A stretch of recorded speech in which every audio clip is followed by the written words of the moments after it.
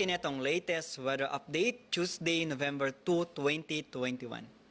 Ang northeast monsoon ang paday nakaapekto sa may lalawigan sa Luzon, samtang natay gimonitor na low pressure area na asa 40 kilometers sa may kasadpan ng Butuan City.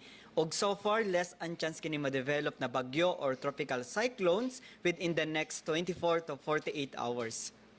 Ang weather conditions sa tibuok Visayas makasinati na medyo mapanganoron ngadto na sa madag-umo na kalangitan ug naay mga pag-uwan o kini mga pagpanugdog og kilat. Samtang Palawan kasamang Kalayaan Islands ug ang Occidental Mindoro makasinati na panagsama panganoron ngadto na sa madag-umo na kalangitan ug naay mga patak-patak na mga pag-uwan o kini mga localized na mga pagpanugdog og kilat. Padayon ta mag-monitor sa ta mag-i-issue ng mga thunderstorm or rainfall advisories kasama na ang heavy rainfall warnings. Posible ang mga pagbaha o ang pagdahili sa yuta, ilabi na sa mga flash floods or landslide-prone areas.